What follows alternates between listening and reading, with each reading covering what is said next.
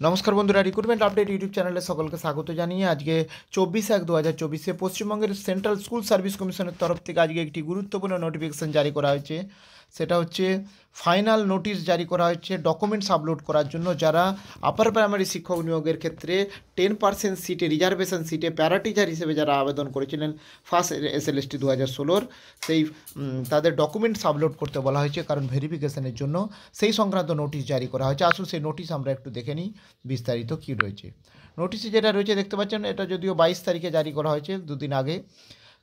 আগের যে নোটিশ, সেই নোটিশের সাপেক্ষে 11/8/2023 নোটিশের সাপেক্ষে দেখতে পাচ্ছেন আগের যে নোটিশ জারি করা হয়েছিল বা 24/8/2023 নোটিশ, তার সাপেক্ষে কী বলা হয়েছে যে অনলাইনে ডকুমেন্টস আপলোড করতে বলা হয়েছে যারা 10% সিট হিসেবে প্যারা টিচার হিসেবে যারা রিজার্ভ হিসেবে যারা আবেদন করেছেন আপার প্রাইমারি লেভেলে ফার্স্ট SLST 2016-তে, এবং তাদেরকে এর আগে অনলাইন ডকুমেন্টস আপলোড করার সময় দেওয়া হয়েছিল 14ই আগস্ট 2023 থেকে 25শে আগস্ট 2023 পর্যন্ত, এবং সেটা বাড়িয়ে 31শে আগস্ট 2023 পর্যন্ত করা হয়েছিল। কিন্তু তারপরে দেখা যাচ্ছে ভেরিফিকেশনের সময় on the verification of documents some candidate আর were found to have not uploaded their credential এই during period as noted above, অর্থাৎ ওই সময়ের মধ্যে অনেকেই কিন্তু কিছু ভেরিফিকেশনের সময় দেখা যাচ্ছে যে অনেক ক্যান্ডিডেট তারা কিছু ডকুমেন্টস আপলোড করেনি, ফলে আরেকবার সুযোগ দেওয়া হলো the final scope of those candidates, ওই সমস্ত ক্যান্ডিডেটগুলোদের জন্য যারা ডকুমেন্টস আপলোড করেনি, তো তাদেরকে আপলোড করার নির্দেশ দেওয়া হলো।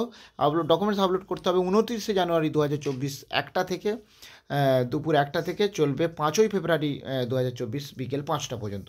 তাহলে 29শে জানুয়ারি 2024 থেকে এবং 5ই ফেব্রুয়ারি 2024-এর মধ্যে ডকুমেন্টস আপলোড করতে হবে। এরপর কিন্তু আর হলে অসুবিধা হবে বা আর করা যাবে, লাস্ট সুযোগ দেওয়া হলো। এবং the process of uploading documents have already been details, কীভাবে ডকুমেন্টস আপলোড করতে হবে তার প্রসেস অবশ্যই আগে 11/8/2023 যে নোটিশ জারি হয়েছিল, মেমো নম্বর 850 দেখতে পাচ্ছেন, সেই মেমো নম্বরে সেই নোটিশে কিন্তু উল্লেখ করা আছে। আর এরপরে কি process of physical verification of documents for candidate who have complete their uploading process, অর্থাৎ যাদের ডকুমেন্টস অলরেডি আপলোড হয়ে গেছিলো তাদের আর কিছু করার নেই, তাদের এবারে ভেরিফিকেশন হবে, ফিজিক্যাল ভেরিফিকেশন হবে ডকুমেন্টসের, এবং সেটা পরে নোটিশ করে জানিয়ে দেওয়া হবে।